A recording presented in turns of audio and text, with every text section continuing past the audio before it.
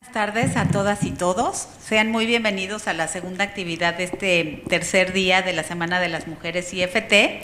Y en este momento vamos a recibir una conferencia magistral que se llama Brechas de Género en México. Y para ello tenemos como invitada estrella a la doctora Eva Arceo. La doctora Arceo es profesora e investigadora en el Departamento de Economía de la Universidad Iberoamericana. Sus campos de investigación son economía y trabajo desde la perspectiva de género, la economía demográfica y la economía del desarrollo. En sus proyectos enfatiza la obtención de datos con trabajo empírico. Es licenciada en Economía por el Tecnológico de Monterrey, con maestría en Economía por el Colegio de México y doctora en Economía por la Universidad de California en Berkeley. Ha sido profesora asociada en el Centro de Investigación y Docencia Económicas y profesora invitada en el Centro de Economía Laboral de la UCB con una estancia postdoctoral en el Colmex. Ha recibido múltiples reconocimientos por su trayectoria académica. Es autora de numerosos artículos sobre economía, mercado laboral y género y sobre derechos reproductivos y embarazo adolescente, que han sido publicados en revistas nacionales e internacionales. Como autora de capítulos del libro, también ha abordado la problemática laboral de las y los jóvenes en México, así como la relación entre trabajo fuera del hogar y trabajo doméstico no remunerado, brechas salariales de género, así como violencia de género. Bienvenida, doctora.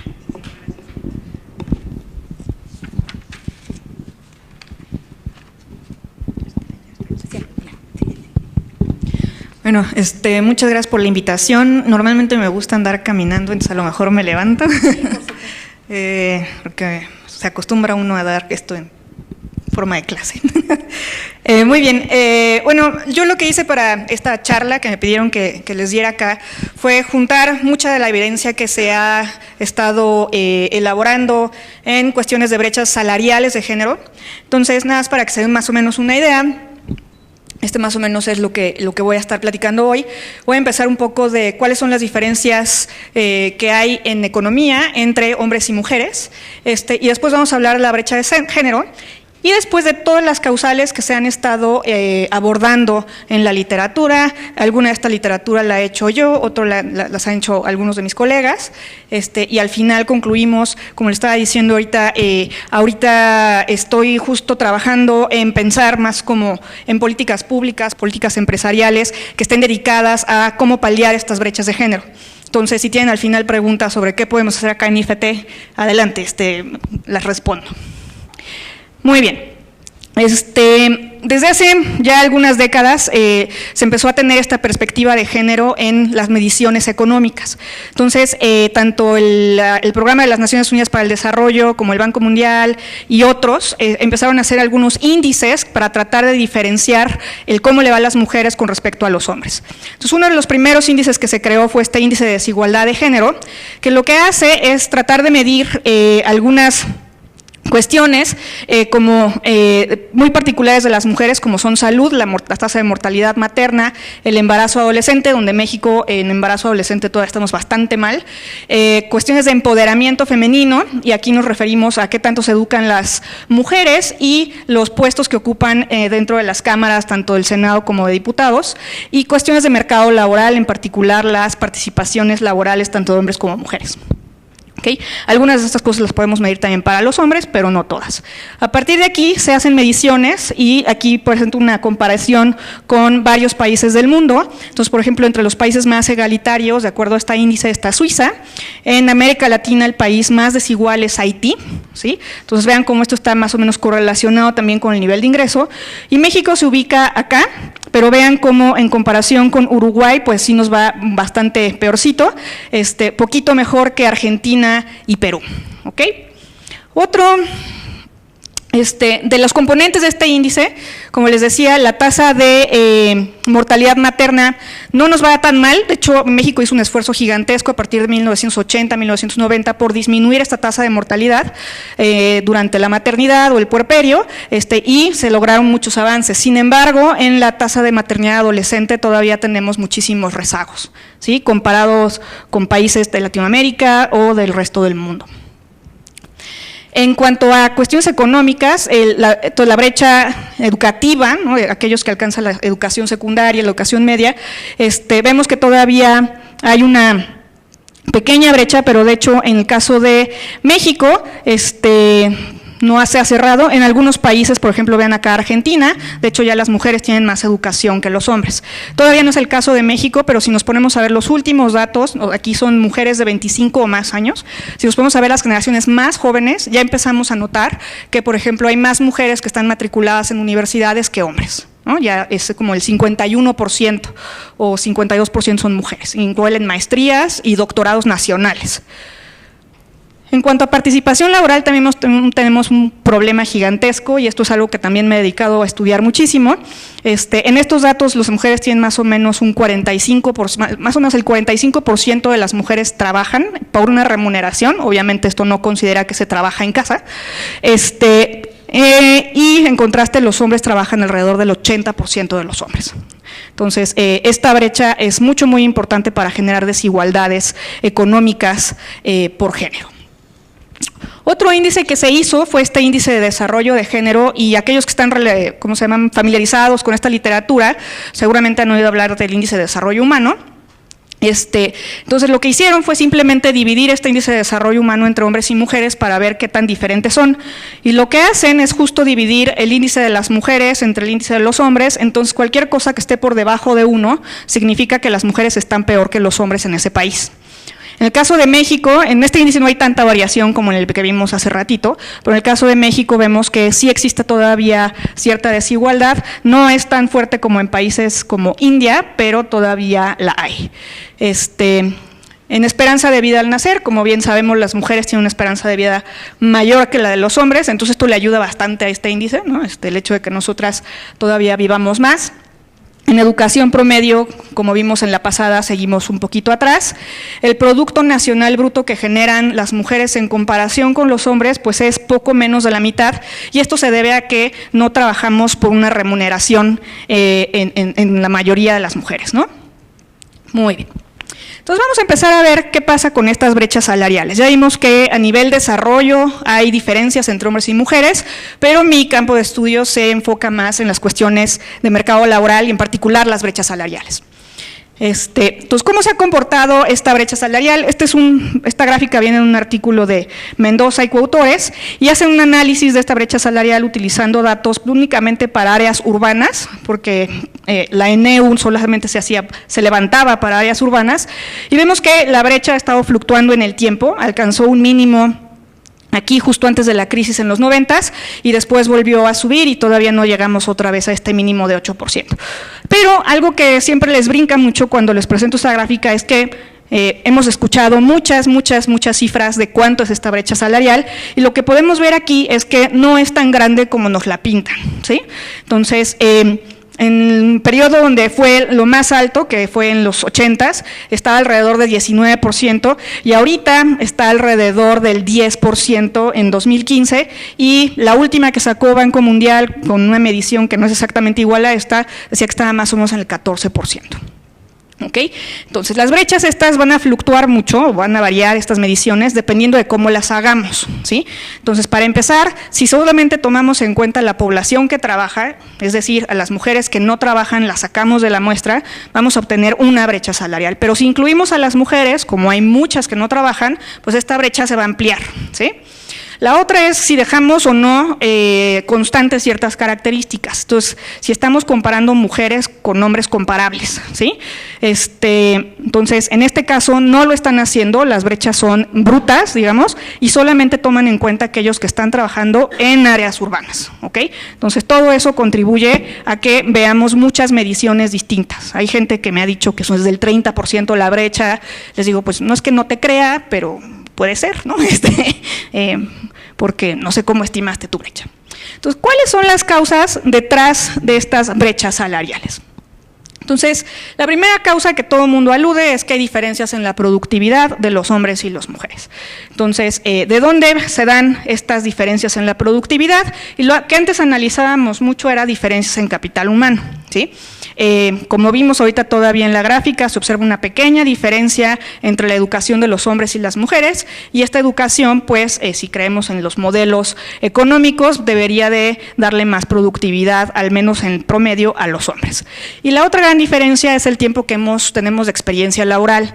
Dado que muchas mujeres salen del mercado laboral al momento que tienen a sus hijos porque se quieren dedicar un rato a sus bebés y demás, eso hace que pierdan experiencia laboral en comparación con un hombre que no interrumpe su carrera laboral cuando tiene hijos. Entonces, estas dos cosas contribuyen a que se vea a las mujeres como menos productivas. La otra es el tipo de trabajo que realizamos. ¿Okay? Hombres y mujeres trabajan en distintas ocupaciones, ocupan distintas jerarquías dentro de las empresas, trabajan en distintas industrias, y esto las puede llevar a tener diferencias salariales simplemente porque están en industrias más o menos remuneradas que los hombres, ¿sí? La otra son tasas de sindicalización, y esta es probablemente una de las dimensiones que menos se ha explorado en México, pero obviamente si estás, ¿cómo se llama? Si tus salarios se determinan a través de un contrato colectivo de trabajo, pues generalmente en esos contratos colectivos se pone el mismo salario a todo mundo, ¿no? En posiciones similares, y entonces no hay brechas de género. Entonces, conforme van disminuyendo las tasas de sindicalización, disminuyen más las de mujeres que las de hombres, y de entrada había menos mujeres sindicalizadas que hombres porque muchas mujeres trabajan en sector informal. Entonces, eso provocaba ya una brecha de género. También el hecho de que existan distintas condiciones laborales en los trabajos hace que haya diferencias salariales. ¿Cuál creen ustedes que sea una de las cosas que busca una mujer cuando está buscando un trabajo? La flexibilidad de horario es una de las características que todas las mujeres están buscando, sobre todo las que son mamás, ¿no? O de hecho, especialmente las que son mamás.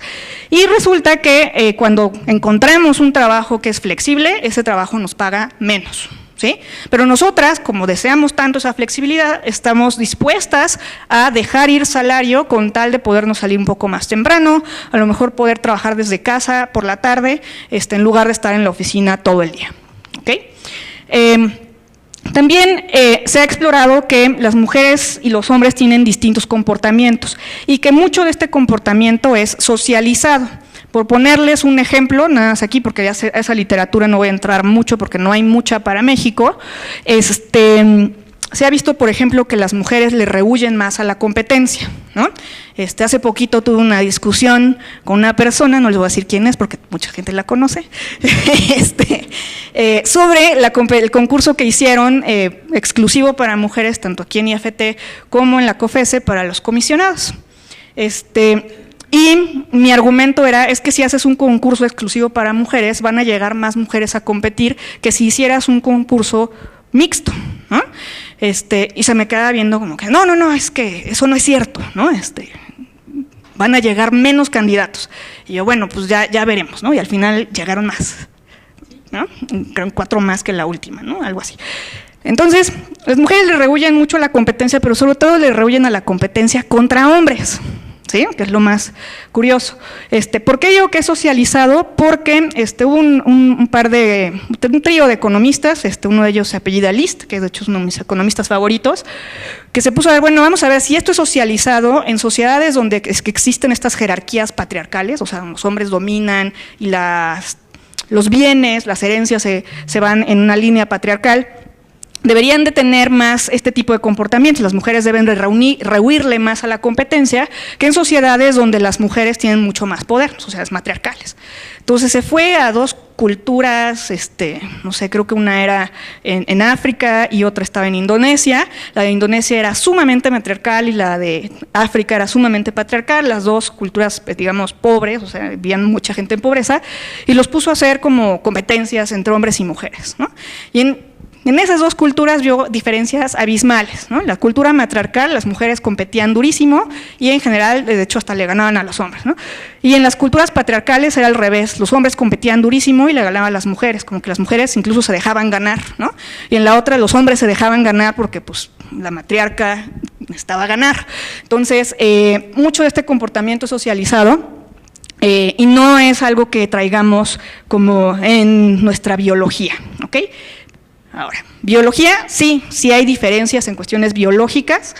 Se ha visto que, por ejemplo, las mujeres, obviamente está la cuestión de la lactancia materna, el dar a luz y que todo eso puede hacer que se interrumpa una carrera por cuestiones extraordinarias, pero también hay hay investigación que a muchas mujeres no les gusta, pero pues hay que decir la verdad, que ha ligado el ciclo menstrual a nuestra capacidad de negociación, ¿sí? O sea, ¿a qué me refiero con esto? Cuando uno está en esta etapa del ciclo donde estás ovulando, ¿sí?, estás menos dispuesta a negociar tus salarios, menos agresiva. Cuando pasas esa etapa, ¿no?, y estás en la fase, que es que se llama lútea, o no me acuerdo cómo se llama, eres más agresiva en tus negociaciones. Entonces yo me acuerdo que en alguna ocasión hablé de esto en mi clase de economía laboral y les dije, chicas, ya saben cuándo ir a pedir trabajo, ¿no? No lo hagan en esta etapa porque ahí se van a ver más suavecitas con su futuro jefe. En fin. La otra son que tenemos distintas conexiones sociales y esto también se debe a pues, la deuda histórica que tenemos, ¿no? Obviamente si nos ponemos a ver las redes sociales de hombres, pues estas están mucho más conectadas, densas, etcétera, que las redes sociales de mujeres, porque las mujeres hemos permanecido mucho tiempo fuera del mercado laboral. Y por último, y lo dejo al último porque pues es ya después de que logramos quitar todas estas del camino, pues lo que queda seguramente tiene mucho que ver con la discriminación hacia las mujeres, ¿ok? Entonces vamos a irnos más o menos una por una, no voy a abordar todas como les dije ahorita porque no he hecho investigación de todas, pero en eso ando. Entonces vamos a empezar por la productividad. Entonces lo que les muestro aquí en esta gráfica son las brechas de género.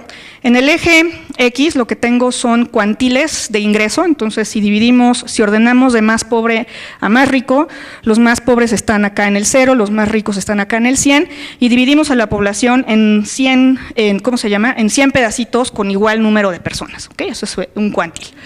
Entonces, en 1990, que es la línea negra sólida, la brecha salarial en cada uno de estos cuantiles se veía como esta especie de L invertida, esto es, en los cuantiles bajos, para la gente con menos ingresos, la brecha salarial rondaba alrededor del 10%, pero conforme nos vamos subiendo, ¿qué pasa? La brecha explota, ¿sí? Esto es a lo que se le conoce como techo de cristal. Las mujeres, cuando alcanzan cierto nivel de ingresos, llega un momento en que se estacionan y ya no pueden subir. Entonces, los hombres en esos cuantiles les empiezan a ganar muchísimo en ingreso, ¿no? Llegando hasta casi el 40% de diferencia. En el tiempo, ¿qué ha pasado? Entonces, la línea gris clarito y luego la línea negra que está muy flaquita, la gris clarito es el 2000 y la negra flaquita delgadita es la 2010, esto es con datos del censo. Vemos que se movió muchísimo estas brechas salariales en la distribución, ¿ok? Entonces, no me gusta mucho hablar de promedios justo por esta razón. En promedio, pues la brecha puede ser 8%, pero si nos fijamos en la cola inferior y en la cola superior, pues alcanza niveles estratosféricos, ¿sí? Y lo que hemos empezado a ver a lo largo del tiempo son dos cosas. Una, que los techos de cristal se han ido rompiendo, cada vez más mujeres acceden a puestos laborales con mayores salarios, pero a la vez empezaron a nacer pisos pegajosos. Los pisos pegajosos es simplemente entras a un trabajo en el nivel más bajo y ahí te quedas, o sea, no es de que estés subiendo y llegues a un momento donde ya no puedes subir más, sino simplemente no puedes ni despegar, ¿sí? Entonces, esta forma en U que tenemos acá es evidencia de piso pegajoso en este lado y un poco de techos de cristal de este otro lado. ¿Ok? Y bueno, una de las cosas que ha sucedido es cuando empezamos a comparar por escolaridad, entonces ahora divido la muestra en gente con baja escolaridad y alta escolaridad, empezamos a ver que los pisos pegajosos se presentan entre la gente con baja escolaridad y los techos de cristal se presentan con las personas con alta escolaridad. Entonces hay mucha heterogeneidad en cómo se comportan estas brechas salariales. Una vez que controlamos por algunas cosas, ¿no? Queremos saber qué está detrás de esta brecha salarial, algunas metodologías de descomposición nos permiten quitar lo que se debe a características, esto es, las mujeres y los hombres tienen distinto nivel educativo, distinta experiencia, viven algunos más en zonas rurales urbanas, etcétera, etcétera. que son nuestros indicadores de productividad, ¿sí? Y de otro lado dejamos el efecto de los retornos, ¿no? ¿A qué me refiero con retornos? Es cuánto me paga el mercado laboral por un año más de educación, por un año más de experiencia y demás. Entonces, lo que nosotros descubrimos en este artículo fue que cada vez estas brechas se deben más a cuestiones de retornos y no de características, ¿sí? Entonces, cada año adicional de educación, y esto es nada más por poner un ejemplo, le paga 11% más a los hombres, pero solo 8% más a las mujeres, ¿sí? Entonces, ¿por qué características vamos a controlar en nuestra descomposición? Por edad, nivel educativo, grupos geográficos, estado civil y condición de jefatura del hogar. Muchos arguyen que las mujeres jefas de familia tienen muchos más incentivos a no abandonar el mercado laboral y demás, en comparación con mujeres que sí tienen una pareja en el hogar. La descomposición que hicimos es esta, que descompone a lo largo de toda la distribución. Y lo que encontramos es esta gráfica. Entonces, déjenme, se las explico.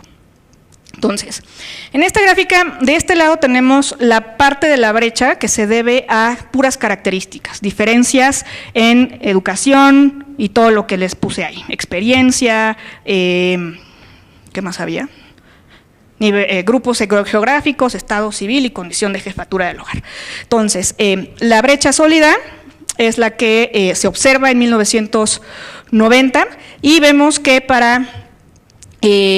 cuando una vez que controlamos por todo esto, la brecha cae a esta línea punteada que está abajo. Entonces, ¿qué es lo que quiere decir esto? Que la mayor parte de la brecha antes se explicaba por puras características, ¿sí? ¿Qué pasa en 2010? Controlamos por estas características y la línea sólida, que pues, casi no se diferencia de la otra, es la brecha original, y la punteada, que es por ejemplo esta que está aquí, es la que ya controla por estas características. Entonces, lo que podemos concluir es que antes podíamos explicar mucho de la brecha por diferencias entre las personas y ahora no podemos hacer eso. Ya no podemos decir que la brecha de género observada ahorita se deba a que las mujeres y los hombres tienen distintos niveles educativos o de experiencia o trabajan en distintas regiones geográficas, ¿sí? Se debe a retornos, es cuánto me paga tener un año más de educación, cuánto me paga tener un año más de experiencia. Y ahí es donde las mujeres acaban ganando menos, ¿ok? Muy bien. Entonces, no es productividad, ¿sí? Lo que acabo de decirles es básicamente que no es productividad. Por tipo de trabajos. Entonces, hay toda una idea de que las mujeres trabajan en ocupaciones que pagan menos que las ocupaciones en las que tradicionalmente laboran los hombres, ¿ok? Entonces, Sebastián Calónico y Hugo Ñopo se dedicaron a hacer esa pregunta y a decir, bueno, ¿qué pasa si ponemos a todos los hombres en las mismas ocupaciones que las mujeres?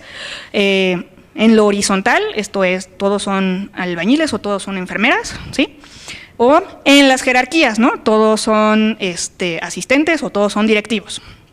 Entonces, ¿qué pasa si hacemos esas distribuciones contrafactuales donde pongamos a los hombres y a las mujeres a trabajar en exactamente lo mismo? ¿Ok? Entonces, su pregunta en particular es ¿cuáles son las implicaciones que tiene la segregación horizontal, ¿no? Enfermera versus albañil, y la segregación vertical, asistente versus directivo? ¿Ok? Entonces van a usar una descomposición como la que hice yo más o menos, pero la de ellos es por pareamiento exacto. Entonces van a comparar mujeres y hombres que son exactamente iguales en estas dimensiones, en edad, en escolaridad, estado civil, y de ahí le van a agregar después ocupaciones y jerarquías para ver qué implicaciones tienen estas dos variables en la brecha salarial. Entonces, en México, para empezar, no existe tanta segregación como creemos que hay, ¿sí? Las ocupaciones no están del todo feminizadas o masculinizadas como creemos. Entonces, solamente hay un índice que se llama índice de Duncan que nos dice cuántos trabajadores se tendrían que mover de ocupación para balancear todas las ocupaciones en género, ¿no? En México solamente 32% de los trabajadores se tendrían que mover. Y para poner una comparación, en Europa sería el 51% y en Estados Unidos el 52%. Entonces Europa y Estados Unidos están mucho más segregados que México, ¿ok? Pues vamos a ver justo las distribuciones contrafactuales que hacen Calónico y Ñopo. La brecha original es esta, que está en una línea sólida, ellos la calcularon utilizando datos de la ENIC. Y lo que ven es cuando ponen a todos a trabajar en mismos puestos, en las jerarquías, lo que queda es pura brecha por ocupaciones, ¿sí? ¿Y qué sucede? Si los hombres, ¿cómo se llaman? Bueno, cuando hacemos este matching en jerarquías, la brecha salarial sería más baja y rondaría alrededor del 10%. ¿Ok? Entonces sí, efectivamente las mujeres tienen acceso a puestos donde por la jerarquía ganan menos que los hombres. ¿Ok? Entonces aquí estamos logrando dejar jerarquías constantes y vemos que baja la brecha salarial. Cuando dejamos ocupaciones constantes, siguen variando jerarquías, pero ocupación se mantiene constante, lo que vemos es lo opuesto. Subiría la brecha salarial. Entonces, ¿qué quiere decir esto? Que las mujeres de hecho están trabajando en las ocupaciones que les pagan más. ¿Sí? Entonces esos trabajos que vemos feminizados, de hecho pagan más que los trabajos masculinizados. Si los hombres y las mujeres trabajaran más o menos en lo mismo, veríamos una brecha salarial más grande de la que de hecho se observa en el mercado laboral. Entonces el problema está en las jerarquías dentro de los trabajos, ¿sí? No tanto en cómo nos distribuimos en las distintas industrias, sectores y ocupaciones. Ok, entonces sí tenemos tipos de trabajos distintos. Vamos a brincar a discriminación, que es un tema que me gusta mucho. Y aquí en discriminación, Raimundo Campos y yo hicimos un artículo hace tiempo, que de hecho estábamos buscando discriminación por género y nos salió el tiro por la culata porque no la hubo, ¿no? Y lo que queríamos ver en particular es si el género, el estado civil y la raza o grupo, digamos, etnicidad, no sé cómo llamarlo, el fenotipo de las personas, son relevantes para el mercado laboral mexicano. Entonces lo que hicimos fue enviar a 1000 anuncios de trabajo en línea, ¿sí? CVs que son completamente ficticios. Entonces lo siento si le mandamos uno a IFT, pero esta parte es para avanzar el conocimiento. Cada uno de estos le mandamos 8 distintas solicitudes, entonces mandamos más de 8,000, un poquito más de 8,000 CVs a estos anuncios, y había 8 porque mandamos 4 hombres, 4 mujeres, 3 con foto, 1 sin foto, ¿ok? Y las fotos estaban aleatorizadas, todo dentro del CV está aleatorizado, ¿ok? Entonces, si todo está aleatorizado dentro de cada uno de estos currículos, en promedio estamos pensando en que estas personas son idénticas y lo único que está afectando pues es su género, su raza o su estado civil, ¿ok? Entonces, nos enfocamos en anuncios para recién egresados de licenciaturas, entonces es un grupo bien específico, ¿ok?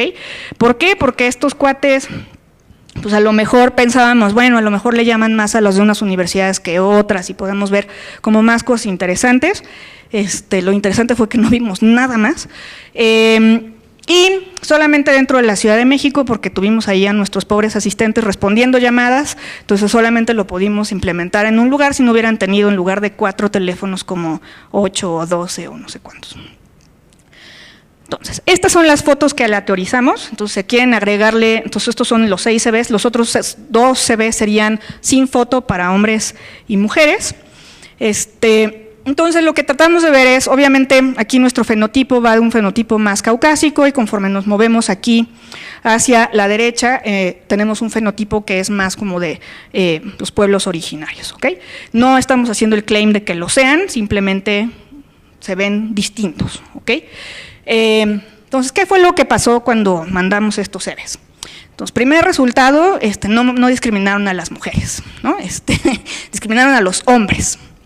En particular, las mujeres recibieron 40% más llamadas a entrevistas de trabajo que los hombres, y eso despertó en nosotros muchísimas más preguntas, ¿no? Porque esperamos ver lo contrario, y ahorita les platico cómo vamos con esa otra cosa. Entre los hombres, ni la raza ni el estado civil tuvo nada que ver con su probabilidad de que les llamaran, ¿sí? De hecho, no tuvo nada que ver nada, o sea, su experiencia, de qué universidad venían, si sabían hablar inglés o no, nada tuvo un efecto en que les llamaran. Nada. ¿No se les hace raro? Ahorita les digo por qué. Entre las mujeres de color, de tono de piel más blanco reciben 25% más llamadas que las mujeres de tono de piel más moreno, ¿sí? Las mujeres casadas tienen que enviar 15% más CVs que las mujeres solteras para obtener el mismo número de llamadas. Entonces están discriminando a las casadas y a las que son más morenas, ¿sí? Pero nos pasó algo muy raro. Las mujeres apiñonadas, y lo pongo aquí moreno claro, nunca sabemos cómo decir estas cosas en México, perdón, reciben un premio por estar casadas, ¿sí? Pues, ¿qué pasó ahí? Si estuviesen discriminando de verdad el matrimonio de las mujeres, le deberían de hablar menos a todas, pero a ellas les hablan más. Entonces, lo que nosotros concluimos de acá es que los empleadores querían mujeres blancas solteras, pero moreno claro casadas. No sabemos todavía por qué. Entonces, estos resultados fueron muy inconsistentes con las teorías de discriminación que tenemos en economía, ¿sí? Y para nosotros fue evidencia de que realmente se está buscando novia en el mercado laboral, ¿sí? Y estamos en eso justo, queremos asociar violencia de género, acoso laboral a este tipo de discriminación, no en experimento, pero sí en anuncios de trabajo. Ok. Bueno, y nada más. ¿Por qué a los hombres no les afecta nada? Y de hecho a nadie le afecta nada. Lo que también descubrimos revisando ya la literatura, y estos son experimentos que se han hecho en Estados Unidos, es que el personal de recursos humanos se toma 6 segundos en revisar cada CV. Y en esos 6 segundos deciden si les hablan o no. ¿Qué puedes ver en 6 segundos? Digo, a menos que seas un robot, pues estás leyendo las primeras 5 líneas, no sé, del CV. Entonces, ¿qué estás viendo ahí? ¿Dónde vive? ¿Cómo se llama? ¿Su edad? Tal vez porque hay gente que pone todo eso hasta arriba. No lo pongan hasta arriba, pónganlo hasta abajo.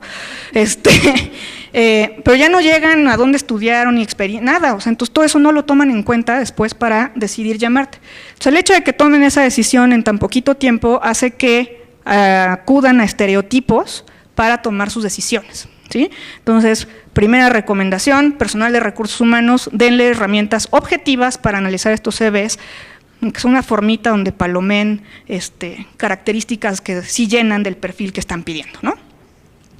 Ok. Luego, algo que hemos estado haciendo últimamente y que empezaron a hacer primero estos 3 autores es discriminación explícita en anuncios de trabajo, ¿sí? Entonces, ¿qué me refiero con esto de discriminación explícita? A que justo los anuncios piden de manera muy explícita cierto tipo de candidatos, ¿sí? Entonces, en los anuncios de México, por ejemplo, se encontró que 32% pedía algún género, solo hombres o solo mujeres, pero de manera balanceada, entonces 16% pedía mujeres y 16% estaba pidiendo hombres. Edad piden 78% de los anuncios, son muchísimos, ¿no? Y más cuando uno se pone a pensar que de hecho la Suprema Corte de Justicia ya tuvo un fallo en contra de este tipo de discriminación, sin embargo la seguimos observando. En apariencia, y esto es la famosa buena presentación, que ahora ya le llaman look ejecutivo, 4% de los anuncios piden esa apariencia. Estado civil, 1.3% de los anuncios pedían solteros y 2.1% de los anuncios pedían casados. Ya después nosotros colectamos nuestros propios datos y estuvimos analizando un poquito más esto. De estos solteros, el 99.9% pedía también mujeres y de estos casados, el 99.9% también pedía hombres. Entonces, como les digo, andan buscando novia. O no sé. Fotografía pedían el 11%, ¿sí? Esto lo vamos a compararlo con otros países. En Estados Unidos está prohibido, no nada más pedir la fotografía, sino ponerla en el CV, ¿no? En otros países como Europa, en Alemania, por ejemplo, países europeos, todavía se pide esta fotografía, entonces no es claro que esto sea un problema de tener una cultura distinta, no sé por qué suceda. Y bueno, aptitudes esto es como una característica que ponen, aptitudes para supervisar personal, 1.6%.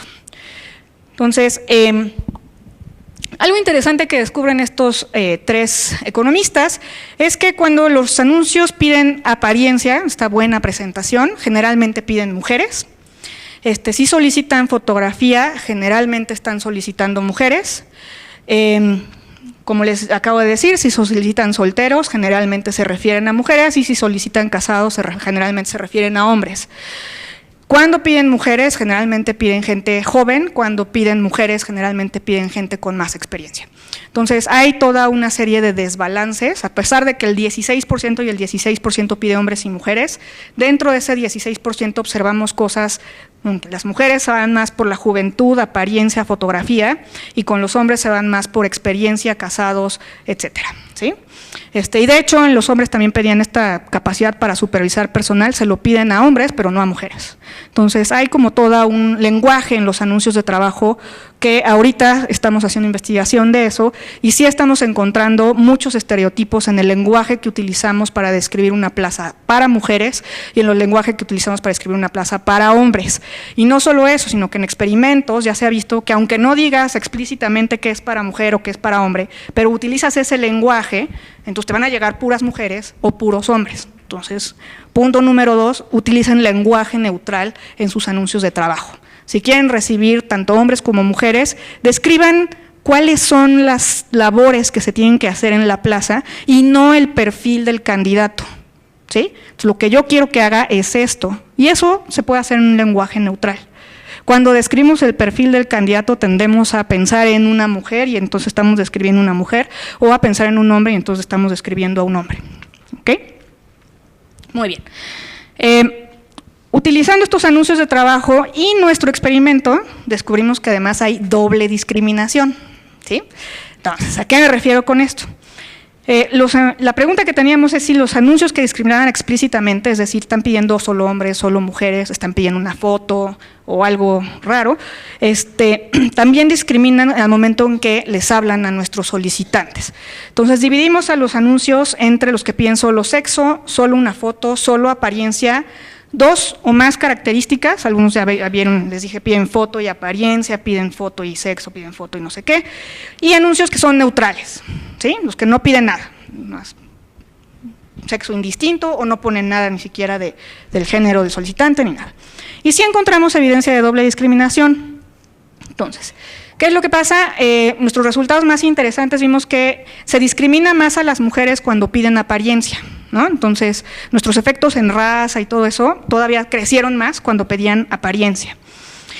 Discriminan más a las mujeres cuando casadas, cuando piden mujeres.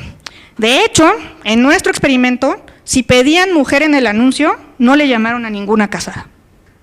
Ninguna. Le llamaron solamente a los CVs que decían que son solteras. Discriminan más a las morenas oscuro cuando piden 2 o más características. Entonces aquí ya va mujer más foto, mujer más apariencia, mujer más foto y apariencia, etcétera. Ahí discriminan más a las mujeres más morenas. Y entre los hombres no pasaba nada.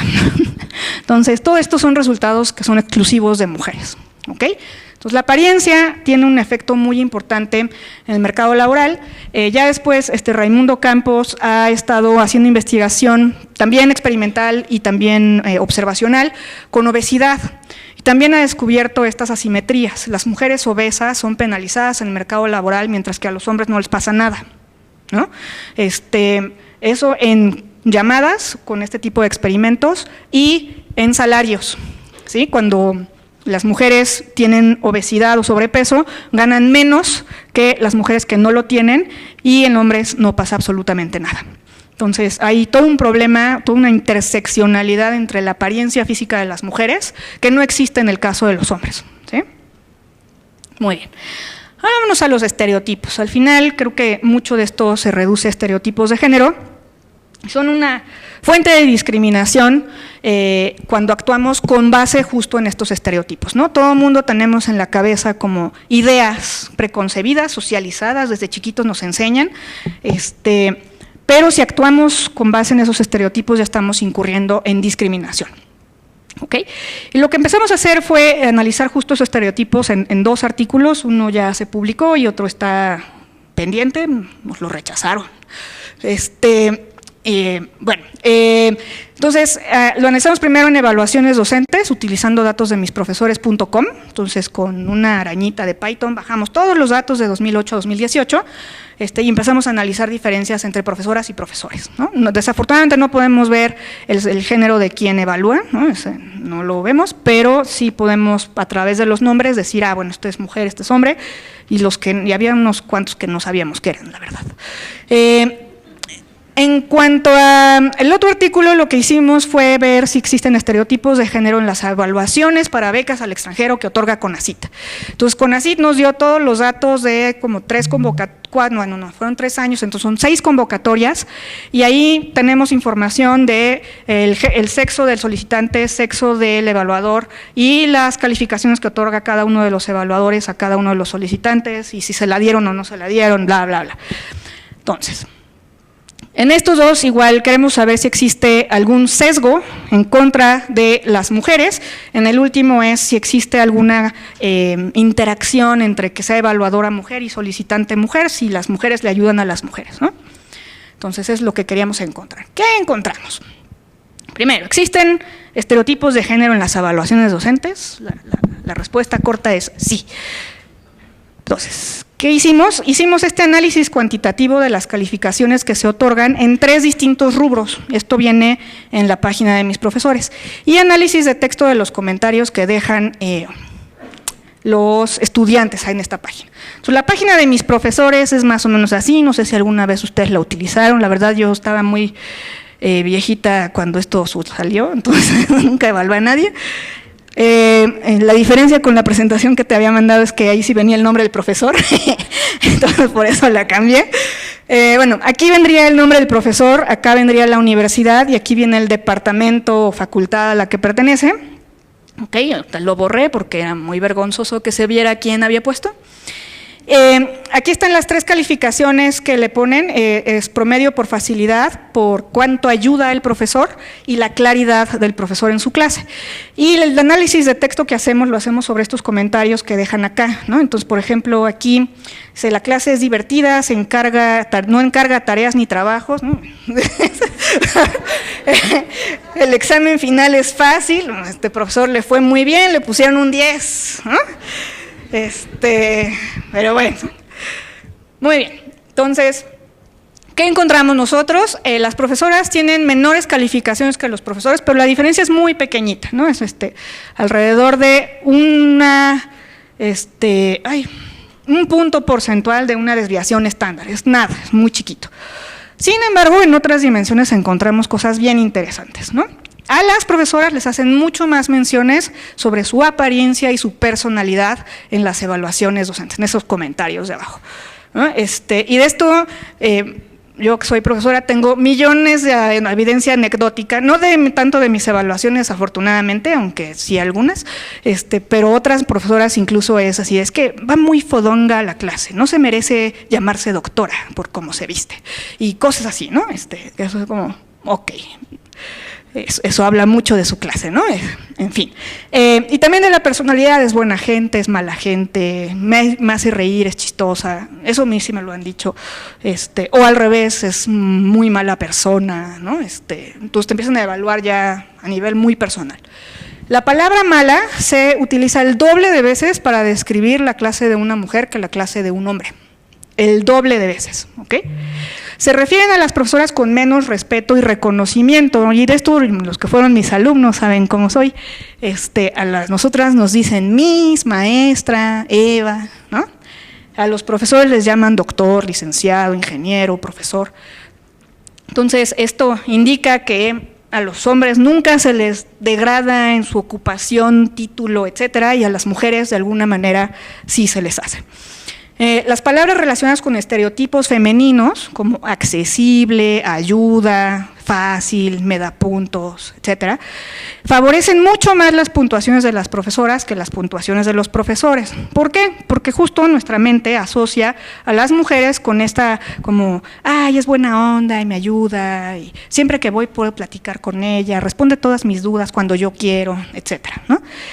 Pero si nos ponemos a ver con palabras relacionadas con hombres como conocimientos, experiencia, estricto, etcétera, tienen un impacto de hecho negativo en las mujeres en comparación con las calificaciones de los hombres. ¿Sí? Entonces esto nos revela mucho de cómo cuando nos comportamos como un hombre en el salón, nos van a castigar en las evaluaciones docentes. Cuando nos comportamos con respecto al estereotipo femenino, nos premian. ¿Sí? Muy bien. ¿Qué pasa con las becas al extranjero? ¿Le ayudaron las mujeres a las mujeres? Un rotundísimo no.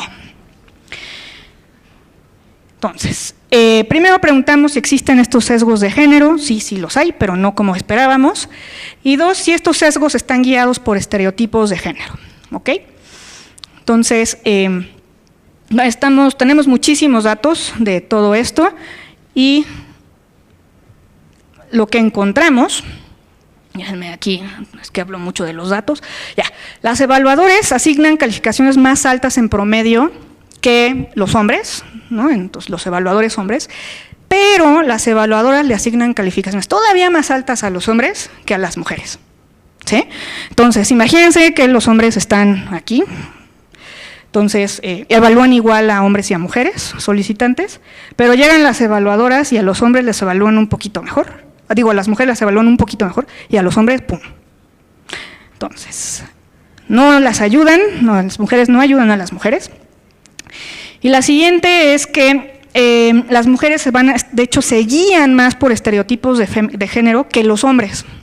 ¿Y a qué me refiero con estos estereotipos? Afortunadamente, CONACYT, cuando nos manda estos cuestionarios, nos pregunta cosas que todos sabemos, ¿no? Como si esta persona es un genio o no, o la calidad del programa a la que se va, o la calidad del proyecto de investigación, cuando todavía ni siquiera tienes las habilidades para desarrollar una propuesta de investigación del todo coherente. Entonces, tenemos que evaluar a estas personas en un montón de cosas, si sabe trabajar en equipo, qué tan sociable, adaptable es. Todo esto de nada más ver cartas de recomendación, un título, calificaciones, etcétera, ¿no? Entonces, o sea, imagínense con qué estamos tomando esa decisión de cómo calificarlos. Y lo que encontramos es que cuando estamos hablando de habilidades suaves, habilidades de comportamiento, que son estereotipos femeninos, adaptabilidad, trabajo en equipo y había otra. Nos quedamos con esas dos. Que sea adaptable y pueda trabajar en equipo. A las mujeres se les castiga menos en esas habilidades y de hecho a veces se les premia en esas habilidades en comparación con los hombres. Incluso por los evaluadores hombres, también los evaluadores hombres como que dicen, las mujeres tienen más de este tipo de habilidades. Pero cuando hablamos de habilidades duras, como comportamiento, que les llamamos comportamientos de agencia o estereotipos masculinos, como la calidad del programa a la que van, su capacidad para ser investigador, o incluso su trayectoria académica, donde de hecho las mujeres tienen mejores promedios que los hombres, ahí castigan todavía más a las mujeres. ¿Sí?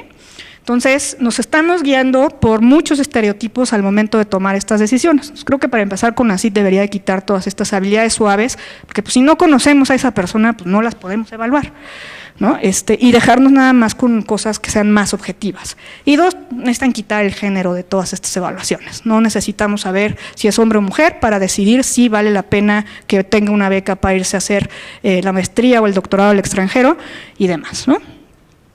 Muy bien. Entonces, una de las consecuencias más graves de estos estereotipos de género, de hecho, viene en los roles que asignamos a hombres y a mujeres. Y de eso, pues, en esta última semana, ¿no? Sobre todo con el 9M, lo que se trató de visibilizar es justo el peso que tiene este trabajo en la sociedad, ¿ok? Tanto el trabajo de cuidados como el que hacemos fuera de casa. Entonces, con dos coautoras estoy ahorita analizando qué impacto tiene el hecho de que tengas un hijo sobre tus resultados en el mercado laboral y tu trabajo no remunerado, ¿ok? Entonces, como ya vimos, las brechas se han ido cerrando, pero no terminan de cerrarse. Todavía hay como cosas por ahí volando que no nos dejan ganar igual que los hombres. Como ya la vimos, el rol de las características de las personas es cada vez menos importante, su educación y su experiencia laboral importan cada vez menos, de hecho las mujeres nos estamos educando más y aún así no accedemos a los mejores puestos, aún así no nos pagan igual, etcétera, etcétera. Entonces, lo que nos preguntamos en este artículo es, ¿cuál es el efecto de tener este hijo? Y esto nos inserta en esta literatura que le llaman a esto child penalties, ¿no? En el contexto mexicano. Entonces, la mayor parte de la literatura que se ha hecho es para países de Europa del Oeste y Estados Unidos, y nada más hay un artículo que hicieron para Chile en el caso de América Latina. ¿Cómo voy de tiempo? ¿Bien? Ok. Entonces, ¿qué es esta penalización a la maternidad? Nosotros lo definimos como el efecto diferenciado que tiene tener un hijo en hombres y mujeres, ¿no? En el papá y la mamá. Entonces, se puede dar obviamente por roles de género o cuestiones biológicas, ¿no? El hecho de que pues, después del alumbramiento hay una etapa de recuperación y la lactancia, etcétera, etcétera. También se ha aludido mucho a que las mujeres a lo mejor tienen ventajas comparativas en el cuidado de los hijos. Puede ser, no tengo idea.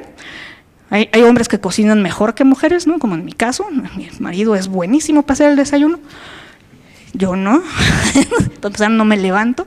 Entonces, eso es un mito, ¿no? Las mujeres las discriminan más durante su embarazo o después del alumbramiento. Se ha descubierto, Estefanía Vela Barba tiene investigación súper interesante al respecto. El 24% de las quejas que recibe la Comisión Nacional de Prevención de la Discriminación son por discriminación por embarazo. Me corrieron porque me embaracé o me corrieron porque tuve un hijo. ¿Sí? Y es el rubro que más quejas tiene. Entonces, lo más triste del caso es que de todas estas quejas creo que hay 6 multas, ¿no? Y este 24% representa más de 700 quejas y solo a 6 empresas se les ha multado. Ok. ¿Qué pasó? Ok, entonces lo que hacemos es hacer un estudio de evento y el estudio de evento se estima con esa ecuación, entonces no me voy a meter mucho en la ecuación, mejor vemos la grafiquita. Ok. La línea, bueno, el 0 es el momento en que tienes a tu bebé. Desafortunadamente Stata nunca se entra la línea en el 0, pero bueno. Entonces, ese 0 es el momento en que nace el bebé y aquí tenemos como distintos resultados. Entonces, lo primero que analizamos es si trabaja o no trabaja las mujeres y lo analizamos de 2 maneras. Si tiene horas positivas, o sea, más que 0 de trabajo, es lo que declara en la encuesta, esto es usando datos de la ENOE. Y 2, si declara estar en la fuerza laboral, esto es si declara horas positivas o estar buscando trabajo, ¿sí? En los 2 casos, ¿qué es lo que encontramos? Si nos fijamos en los hombres, vemos que al momento en que tienen su bebé, pues no les pasa nada, ¿no? Siguen trabajando igual. En cambio, las mujeres, su tasa de participación laboral cae en casi 30 puntos porcentuales, ¿sí? Si nos fijamos en estar trabajando o bien buscando trabajo, la caída es de alrededor de 22 puntos porcentuales. Entonces, hay un impacto súper fuerte en la decisión de trabajar.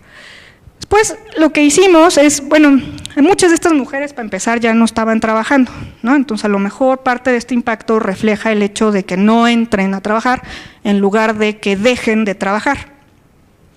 Entonces, lo que hicimos fue dividir nuestra muestra un poco más. Entonces, este cuadro lo que muestra son las que están activas, trabajando, al principio, o sea, en este trimestre que es antes del embarazo. Y lo que encontramos es justo que para ellas la caída en participación es todavía mucho más fuerte, ¿no? Rebasa los 40 puntos porcentuales y se mantiene abajo un año después de haber tenido a sus bebés, ¿no? En el caso de los hombres, de hecho, vemos un ligero aumento en la participación laboral de los hombres.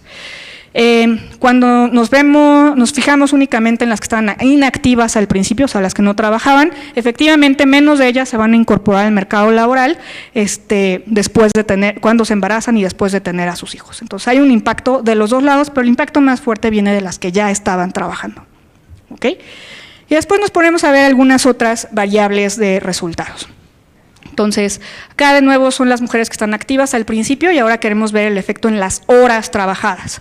Y esas horas trabajadas disminuyen en casi el 70% una vez que tienen a sus hijos y se quedan abajo un año después de haber tenido a sus hijos, ¿sí? No es que se recuperen con el tiempo. Nos gustaría tener un panel más largo para poder estimarlo a más largo plazo y estamos tratando de trabajar en algo con cohortes sintéticas para poder hacer esto, pero todavía no tenemos resultados. En caso de los que siempre estuvieron activos, o sea, dicen, bueno, pues a lo mejor parte de este efecto es porque pues unas mujeres se salen de trabajar, entonces ellas ya tienen 0 horas de trabajo, pero ¿qué pasa con las que siempre se quedan trabajando? Pues sí está el efecto, una caída muy dramática cuando tienen a sus hijos, puede ser por licencias de maternidad y demás, pero vemos que ese efecto queda un poquito en el tiempo, después de un año de haber tenido a sus hijos, disminuyen sus horas trabajadas en más o menos 22%, ¿sí? Aunque ellas permanecieron todo el tiempo en el mercado laboral. En salarios e ingresos, pues obviamente también encontramos algunos resultados. En el caso de los hombres, otra vez, no hay nada. Los hombres no les pasa nada cuando tienen hijos. Y las mujeres sí vemos una caída en sus salarios, que es bastante fuerte, de alrededor del 80%. ¿Ok? Y en sus remuneraciones totales, que es de alrededor del 45% más o menos. Entonces, el tener un hijo y estos roles de género siguen teniendo un impacto súper fuerte sobre las mujeres. ¿Y a qué se debe todo esto? O sea que los hombres no contribuyen con trabajo no remunerado, ¿no? Entonces, ¿qué es lo que pasa cuando tienen un hijo? Si de por sí ya había una brecha en el monto de horas que dedica una mujer a trabajo dentro del hogar, que es no remunerado, ¿no? Cuando se casan ya hay una brecha. Cuando tienen a un hijo, esa brecha se hace todavía más grande y crece en 16 horas. ¿Sí? Los hombres aumentan más o menos en 5 horas el trabajo que dedican, el tiempo que dedican a trabajar en su hogar, en labores de cuidado, y las mujeres aumentan ese tiempo en 21 horas después de tener a su hijo. Entonces, el hecho de que lleven más de esta carga de trabajo de cuidado hace que no se puedan dedicar al trabajo remunerado, ¿ok? Entonces, esto viene completamente de estos roles que se nos han asignado. Tiene a lo mejor, si viésemos aquí, por ejemplo, que esto cae en el embarazo, bueno, no debería de caer en el embarazo para empezar, vamos a suponer que cae aquí y se recupera inmediatamente, podríamos decir, bueno, pues es el hecho de tener el bebé, pues descansan unos días en ese trimestre en particular. Hablo mucho, ya se cansó nuestra compañera, ya me la cambiaron. Bueno, podría ser simplemente el hecho de que, pues sí, físicamente a lo mejor necesitas un tiempito de descanso, pero vemos que se queda acá abajo. Entonces no se refiere únicamente a cuestiones de lactancia, no se refiere únicamente a cuestiones de recuperación en el puerperio. Esto tiene que ver con el hecho de que nos asignen esta labor de cuidados. Más allá de eso, dijimos, bueno, vamos a ver qué más puede pasar, ¿no? O sea, ¿qué le pasa a otras mujeres que viven en ese hogar, que no son las mamás? Entonces nos pusimos a ver qué le pasa al trabajo de esas no mamás que viven en el mismo hogar donde nació el bebé, y ellas también dejan de participar en el mercado laboral. Entonces, no nada más se trata de cuestiones biológicas, ¿no? Porque siempre me hacen ese argumento. Hay una parte de rol, de roles de género que está afectando aquí incluso a las que no son mamás. ¿Okay? Y también encontramos algunos efectos heterogéneos que ya hemos estado analizando mucho más. Las mujeres que están en el sector informal tienden a salir más del mercado laboral que las que estaban en el sector formal, y hay unas pequeñas, o sea, sí alcanzamos a ver transiciones de las que están en el sector formal a informal, tal vez buscando justo esa flexibilidad horaria. También encontramos, por ejemplo, cuando dividimos por ingreso, las mujeres en los estratos más bajos, con ingresos más bajos, observan mayores caídas en sus ingresos laborales que vienen por el lado de salarios que las mujeres en estratos más ricos, pero el efecto de horas de trabajo no remuneradas lo vemos en toda la distribución. No importa si eres pobre o rico, les toca a todas, ¿ok? Entonces, esto creo que es bastante concluyente. Muy bien. ¿Qué podemos concluir de todo este cuerpo de literatura? Las mujeres continúan siendo discriminadas en el mercado laboral, de acuerdo a los experimentos que hemos llevado a cabo, y existe mucho esta interseccionalidad con apariencia, ¿ok? Esto aun cuando en nuestros experimentos las calificaciones las estamos manteniendo igual a las de los hombres. Entonces, no nos pueden decir que es productividad ni nada por el estilo, ¿ok? El rol de los cuidados continúa siendo una barrera fuertísima para que las mujeres participen en el mercado laboral, permanezcan en el mercado laboral y suban en los peldaños de sus respectivas empresas, ¿no? Hay todo un cuerpo de literatura que todavía no desarrollamos acá, pero obviamente a mayor jerarquía dentro de una empresa se requiere más tiempo o comprometer más tiempo, los horarios son todavía menos flexibles, entonces menos mujeres se animan siquiera a solicitar ese tipo de puestos. Entonces creo que si los empresas, órganos públicos y demás, quisieran tener más representación de mujeres, lo primero que tienen que hacer es tratar de flexibilizar esos horarios o permitir a las mujeres trabajar desde casa a partir de cierta hora. Y que todas las reuniones y decisiones fuertes se toman en la mañana y en la tarde pues ya vete a tu casa a hacer el análisis que querías hacer, bla, bla, bla, las cosas que se pueden hacer en casa que se hagan desde allá. Entonces, la política pública, creo yo, debe dirigir sus esfuerzos a realmente prevenir esta discriminación en el mercado laboral. Como les dije ahorita a pesar de que tenemos leyes hermosas, ¿no?, y organismos públicos reguladores hermosos, pues mucha de esta discriminación se sigue colando y no hay ningún castigo para los discriminadores. ¿Okay? La otra es, necesitamos acceso a este cuidado, tanto ahorita infantil, pero próximamente geriátrico, para que las mujeres se liberen de esta carga adicional en labores de cuidado. ¿Okay? Entonces, puedo pasarme más tiempo todavía hablando de esto.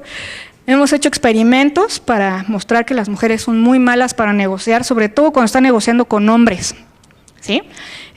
Y no les agrada que las forcen a competir. Entonces, cuando en un experimento que hicimos con niñas en Kitsania, no sé si han llevado a sus hijos a Kitsania, vimos que cuando las forzábamos a competir, las niñas lo hacían mucho peor que los niños, pero cuando no las obligábamos a competir, ellas se seleccionaban a competir o bien no competían, les iba tan bien como a los niños, ¿no?, en la actividad que les pusimos. Entonces todavía hay mucho que analizar sobre estos temas, ¿no? Desafortunadamente como mujer todavía tengo muchas áreas de estudio dentro de esta misma línea de investigación, pero cualquier pregunta que tengan, ahorita sigo trabajando en muchas cosas, estoy aquí para responderlas si puedo.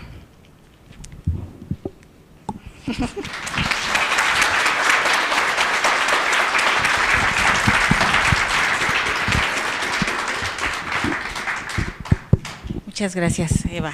Pues, Gloop, por todos los datos que nos traes.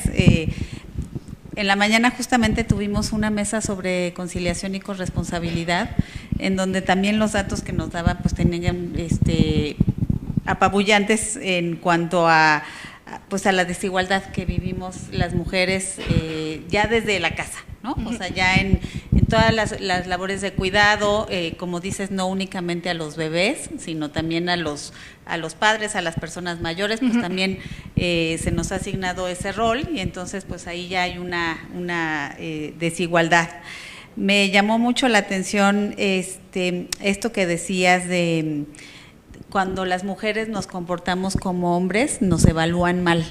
Y me acuerdo de un cartón que no sé si ustedes conocen, que dice, bueno, lo que básicamente es, dice que cuando un hombre es asertivo en una misma situación, se califica a un hombre como asertivo, a una mujer se le dice que es agresiva, ¿no? Entonces, en una situación equivalente, y yo creo que aquí lo hemos visto, todas las mujeres cuando subimos un poco el tono de voz o cuando nos comportamos un poco más de manera más enérgica, pues entonces se nos tacha de que estamos siendo pues agresivas, ¿no? Entonces, bueno, también estos datos que nos diste sobre la discriminación en los anuncios y todos los digamos toda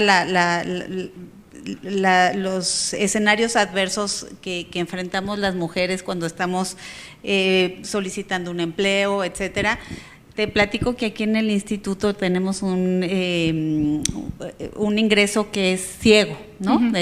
Solo se hace por un número de folio y entonces ya hasta el último momento del proceso es cuando los jefes saben si es mujer u hombre, ¿no? Siempre se trata de privilegiar y los datos que se privilegian son lo que tiene que ver con experiencia, con habilidades, etcétera, no con otros datos personales, pero sabemos que eso es excepcional, ¿no? O sea, siempre esta cuestión de las fotografías, de el lugar en donde uno estudió, de la colonia en donde vive, etcétera, pues como que siempre, y todos estos factores además juegan en contra con las mujeres, ¿no? Sí. Bueno, no, yo estoy aquí platicando muchas cosas, pero me gustaría mucho, si alguien tiene alguna pregunta, algún comentario. Muchas gracias, felicidades. Me gracias. encantó tu presentación, sobre todo porque a veces es difícil en México contar con datos duros, estadísticas de estos temas. Pero tengo dos preguntas. Uno, si es pública tu información, tu investigación. Mi investigación es, bueno, pública entre comillas, porque una vez que se publica el journal a veces no es abierto, entonces, okay. Pero si me escriben, yo les mando los artículos sin ningún problema. Perfecto, gracias. Y la segunda, respecto a la investigación con reclutadores, digo reclutadores porque no entendí si tienen la información de qué tipo de empresas, a qué tipo de empresas enviaron esas solicitudes de empleo, eso se ve más bien. Y por otro lado, ¿cómo definimos cómo supieron si el reclutador era hombre o mujer, o la persona que decidía hacer la llamada? Ahí no teníamos, de hecho no pudimos clasificar a muchos de estos anuncios en muchas cosas porque a veces los anuncios son muy vagos y la mayor parte de las veces lográbamos identificar a la empresa de donde se posteaba el anuncio por el correo electrónico. Pero muchos correos electrónicos eran genéricos, no sé, Gmail, Hotmail, Yahoo, etcétera. Entonces, en muchos casos ni siquiera sabíamos de qué empresa eran. Lo que sí tratamos de hacer un poco fue, por ejemplo, tratar de ver más o menos a qué nivel se estaba pidiendo la plaza, dado que es gente muy joven para la que pedimos estos trabajos. Pues casi todos eran asistentes, pero sí había uno que otro que ya ni era como nivel subgerente o gerente, ¿no? Entonces a esos los distinguimos y tratamos de hacer análisis de heterogeneidad en esos y no vimos ninguna diferencia. En cuanto al tipo de empresas, había un poco de todo, o sea, nuestra elección para el experimento fue elegir 6 carreras, que fueron Derecho, Contaduría, Economía, Ingeniería en Telecomunicaciones, Ingenieros Industriales y Ingenieros en Sistemas Computacionales. Entonces era como algo variado, ¿no?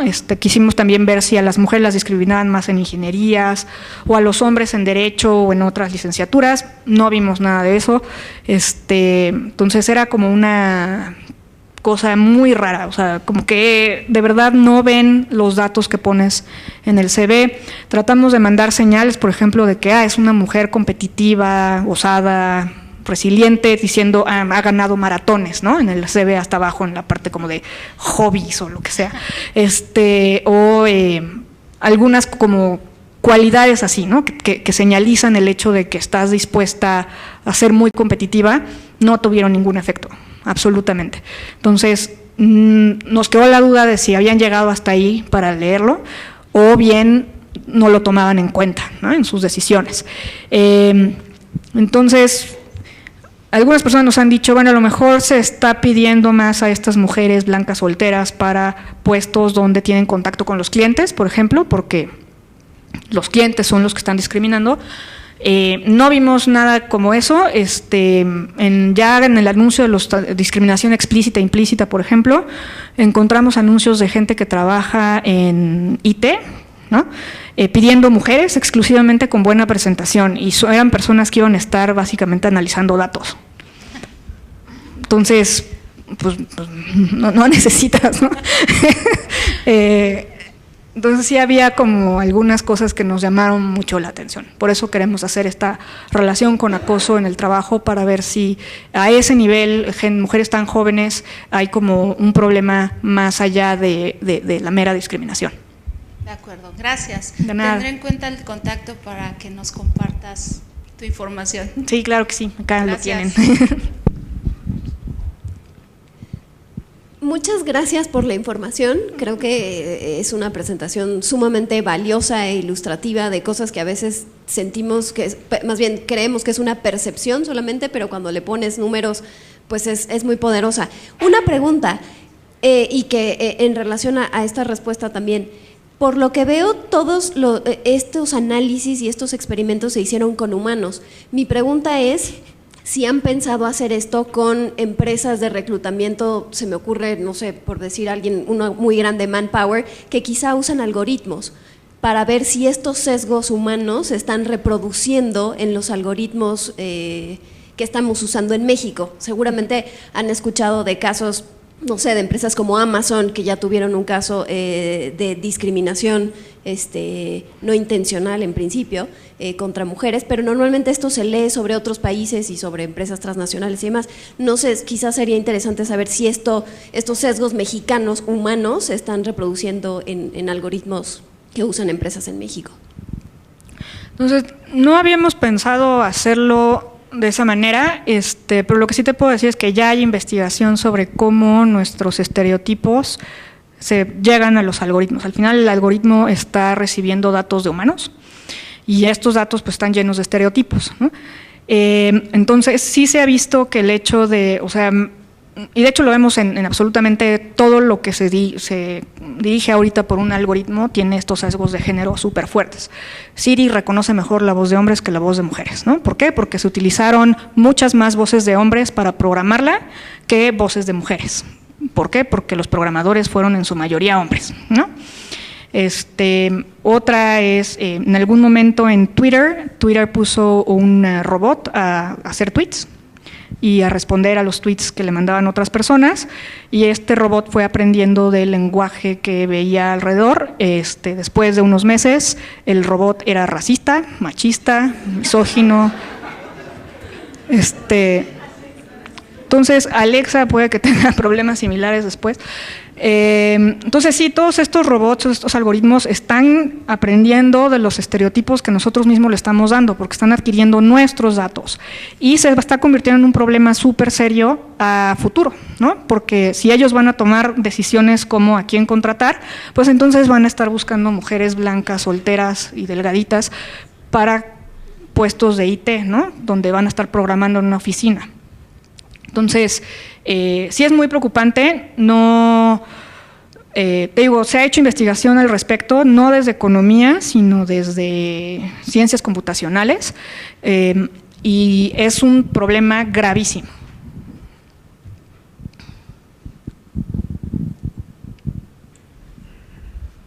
Hola, buenas tardes. Yo tengo una pregunta en relación a la productividad.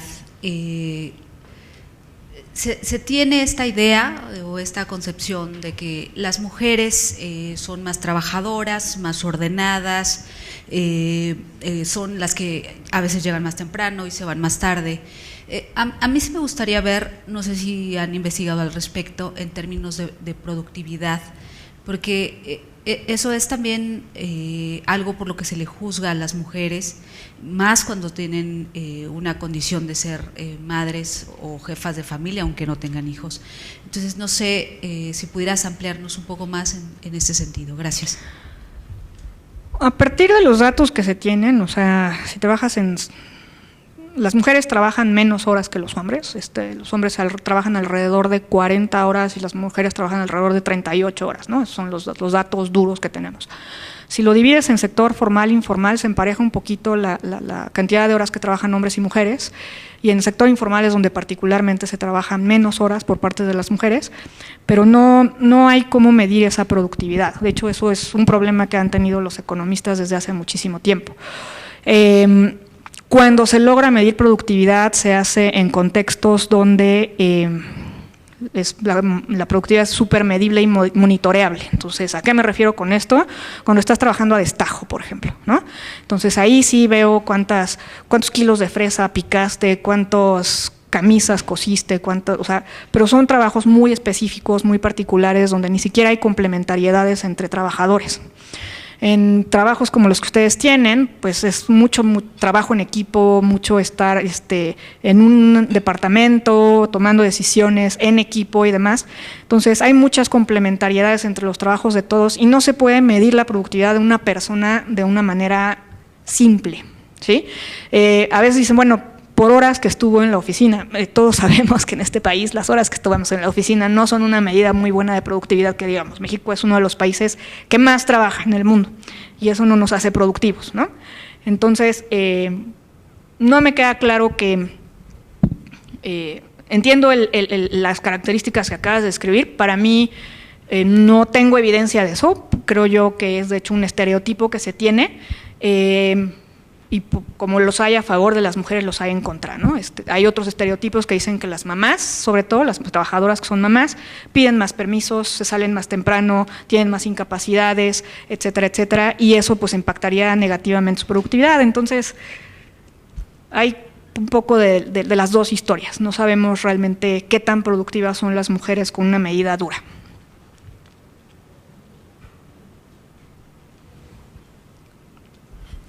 Mi pregunta es un poco ligada o parecida a la anterior, pero va a tratar de diferenciarla. Algo que se mencionó es que los reclutadores diferencian, en el caso de los hombres, que piden hombres casados, ¿no? Esto me parece que también es no sé si es un estereotipo o no, pero manejan un criterio de que los hombres que no están casados se piensa que no son responsables o que no son estables, etc. A mí me parece que esa misma idea o estereotipo, no sé, aclaro, se puede tomar, por ejemplo, de mujeres jefas de familia o madres, ¿no?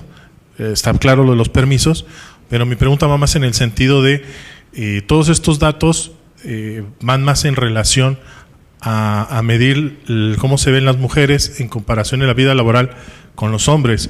Mi pregunta va en el sentido de que se ha buscado o si hay alguna medida de reconocimiento de este estereotipo, de este valor que también yo considero que tienen las mujeres, que si se les dan estas facilidades, van a ser más responsables en el trabajo, que yo creo incluso que hombres y casados, ¿no? Entonces, va en el sentido de que si las mujeres, más allá de estarse comparando laboralmente con los hombres, que está bien porque demuestra cómo está la situación, si también están explotando algo, una de sus características que podría en un momento tomarse como negativo o malo y darle la vuelta, porque realmente tiene un montón de cosas positivas, ¿no? Si le das las facilidades, yo creo, de permisos, de no estar en la oficina, eso las puede hacer súper comprometidas y súper productivas, ¿no? Sí, ahorita la investigación que se tiene es que cuando las mujeres trabajan en empresas que son amigables con sus familias, permanecen más tiempo en ellas, o sea, hay mucha menos rotación del personal femenino, lo cual eso le quita un montón de costos a la empresa, ¿no? Los que estén en recursos humanos de aquí, está reclutando gente y despidiendo gente con gente renunciando es súper costoso para la empresa. También se ha visto que estas mujeres reportan ser más felices en sus trabajos, ¿sí? Y hay toda una investigación en el área de psicología y economía que dice que cuando los trabajadores se sienten más felices en sus trabajos, ya sea por estas prestaciones o porque ganan mejor, te responden con más trabajo, ¿sí? Entonces, efectivamente se hacen más productivos. No sé si haya investigación diciendo si estas mujeres que trabajan en este tipo de empleos que son más flexibles y son amigables con sus familias, las hagan más productivas. No he visto evidencia de eso. Lo que sí he visto evidencia es empresas que son lideradas por mujeres, donde estas políticas se aplican más. Algunas de ellas, o la mayoría, cotizan mejor en la bolsa, cuando cotizan en bolsa, que las empresas lideradas por hombres.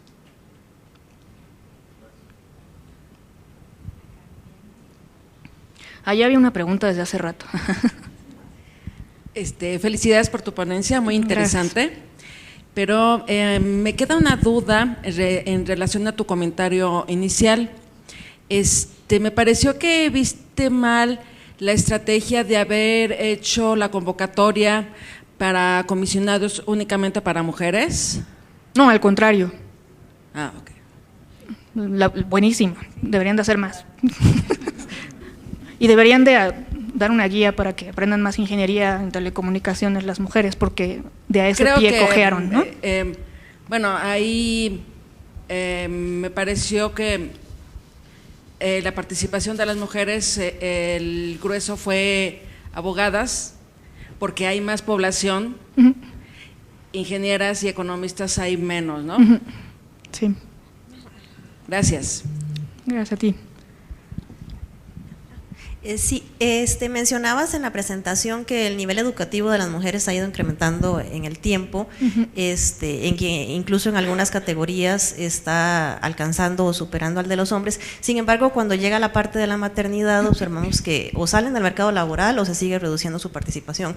Entonces, mi duda es si dentro de las investigaciones que están haciendo ustedes están considerando alguna medida del costo económico que representa eso, porque cada vez tenemos más mujeres más educadas, pero que enfrentan el mismo obstáculo, o si en realidad está siendo más costoso en términos económicos es tener cada vez más inversión en educación en un segmento de la población que de todas formas no va a laborar por esta situación. No he visto investigación que compare, por ejemplo, hace 30 años donde existía esta brecha educativa que era más fuerte versus ahorita, ¿no? Pero sí hay investigación para ahorita. Hay 2 economistas, se apellidan Cuvier y Teñé, que están haciendo investigación sobre cómo impacta el hecho de que las mujeres haya menos mujeres emprendedoras y menos mujeres trabajando como empleadas en la economía, y encuentran impactos de hasta el 30% del PIB. Esa es mi respuesta. Entonces sí hay un costo súper alto. Hola, buenos días. Pues igualmente muchas felicidades. Sí. Gracias. Sí tenía como una duda a ver de cómo está estructurada la presentación. Es como en el primer nivel son las distribuciones, ¿no? De la brecha y controlada de distinta forma. Entonces, en el eje de las X, si mal no entendí, se debería de quedar teóricamente sobre el eje de las X, y eso te diría, independientemente de cómo la controles, ¿no? Eso es como a lo que aspiraríamos. No entendí bien tu pregunta, lo siento. O sea, las distribuciones están ordenadas como de los pobres a los ricos, ¿no? Y lo que veíamos era que se hacía, explotaba como conforme ganabas más. Entonces, si al final todo eso se quedara sobre en cero, sería como el óptimo, por decirlo así. Y tendría que ser independiente de cómo lo estratifiques, ¿no? Si cómo lo empiezas a controlar. Exacto. Entonces, la segunda parte de la presentación lo que te dice, o lo que entiendo, es como estas son las causas, ¿no? De por cuáles se explica eso. Exacto. Y la tercera es como se analiza un caso particular tratando de estimar el impacto, ¿no? De tener un hijo y cómo les pega en el salario. Así es. Entonces, en relación a los 2 primeros puntos, tienes como más investigación al respecto de el impacto marginal de estas causas, cómo afectan directamente, porque aquí como que pues está medio aislado, ¿no? No, lo que pasa es que, por ejemplo, en salarios ya es muy difícil hacer un experimento, ¿no? Entonces, precisamente porque no podemos controlar del todo por la productividad de las personas, y puede que haya características que no dependen de la educación o de la experiencia que sí siguen impactando productividad. Entonces, en discriminación, la mayor parte de la literatura, no nada más aquí en México, sino en el mundo, llega hasta el punto de, ¿cómo se llaman? Estas llamadas para una entrevista laboral, o bien si te contratan o no te contratan, pero ya ni siquiera se observa a nivel salarios y demás. Lo que sí se ha hecho, y eso es algo que ya no mostré experimentalmente, es ver cómo se negocia, ¿no? Y sí tenemos un experimento de esto que hicimos en el Colmex hace ya como 3 años, y ahí lo que encontramos fue que las mujeres son mucho menos agresivas en sus negociaciones salariales, y esto fue no sé si seas economista o no, en juegos del ultimátum, ¿no? Y juegos del dictador y juegos de negociación. Lo que empezamos a ver es cómo respondían las mujeres a las ofertas que les hacían los hombres y viceversa, ¿no? Entonces, aleatorizamos con quién te toca, y vimos que con los hombres son mucho menos agresivas, están más dispuestas a tomar cualquier oferta, aunque sea injusta. Cuando ellas hacen cuando ellas son las que están ofreciendo, a los hombres les hacen ofertas más generosas que a las mujeres. Y cuando ellas están en la posición de empleador y ellos en la posición de trabajador, la negociación se extiende muchísimo y acaban perdiendo los dos, porque los hombres son más agresivos con ellas y ellas tratan de no ceder porque son las jefas, ¿no? Entonces se vuelve una lucha de poder bastante fea. Y con respecto a la tercera parte, o sea, ahí me quedó la duda de, sí está muy claro, ¿no? O sea, sé que sí le pega, ¿no? Cuando tienes un hijo o algo así, y evidentemente creo que justo es como lo que más se menciona, ¿no? Que al final toman como la decisión de salirse, pero han visto realmente, o sea, se podría clasificar así como, por ejemplo, en el ejercicio que hicieron, ¿no? De los CVs, de, a ver, o sea, ¿por qué cuál es la causa de esta decisión, ¿no? ¿Qué factores? Digamos, si pudiera haber, pues hay algo medio oscuro ahí, ¿no? De que hay un hombre en la casa que le dice, pues te quedas, ¿no? Te sales. Ahorita, de hecho, lo que estamos haciendo es tratar de distinguir qué tan grandes son estas penalizaciones y encontrar heterogeneidad a través de distintas cosas, ¿no? Entonces, una es, por ejemplo, queremos ver cómo impactan las normas de género de la región donde vives en qué tanto te penalizan por tener un hijo. Y dentro de esos impactos lo que vamos a hacer es construir una especie de índice que nos dice antes de tener al hijo cuánto tiempo dedicaba el hombre a trabajo del hogar y cuánto tiempo dedicaba la mujer. Y basándonos en eso, ¿no? Si se dividían mejor las tareas antes de tener al hijo, entonces esperamos que se dividan mejor después de tener al hijo. Entonces ahí ver cuál es el impacto, ¿no? Si existen diferencias en aquellos hogares que son más egalitarios versus aquellos en los que estos roles son más marcados. Obviamente no podemos aleatorizar tener hijos. Lo único que se puede aleatorizar, de hecho esto explota la aleatoriedad del momento en que nace el bebé, que eso pues no lo puedes decidir con precisión, en la mayoría de los casos, ¿no? Pero más allá de eso no. Tenemos también por ahí una prueba de robustez donde utilizamos una variable instrumental de la decisión de tener hijos, y vemos que no hay ninguna diferencia. Y como te dije ahorita, a pesar de que tengan otras mujeres viviendo en su casa, eso es otra cosa que también estamos explorando, cómo la estructura del hogar impacta sobre esta penalización. Checamos, por ejemplo, casadas contra solteras, no había ninguna diferencia. Checamos jefas de familia versus mujeres que no son jefas de familia, no había ninguna diferencia. Checamos que hubiera una mujer en el hogar, otra que pudiera cuidar del bebé versus un lugar donde no hubiera una mujer que pudiera cuidar del bebé, no se veían diferencias, al menos para el periodo de tiempo que tenemos. Gracias. De nada.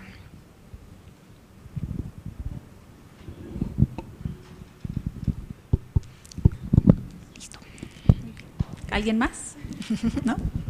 Bueno, pues muchas gracias, Eva. Sí, creo que fue súper exitosa esta plática, tuvimos muchísima interacción y te agradecemos mucho que estés aquí y bueno, pues continuamos, espero que trabajando algunas cosas claro más adelante. Sí. Muchísimas gracias. Muchas gracias a todas y todos. Y también, bueno, agradecer de nuevo la presencia de nuestras intérpretes de lengua de señas, Yanira Pérez y Elena Torres. Muchas gracias. Para el día de mañana tenemos la presentación de un estudio que realizó el IFT sobre niñas y ciencias STEM a las 11 de la mañana y por la tarde a las 4:30 viene Ofelia Pastrana, entonces les pido que estén atentos. Si no se registraron pueden venir de todas maneras y aquí los esperamos. Gracias.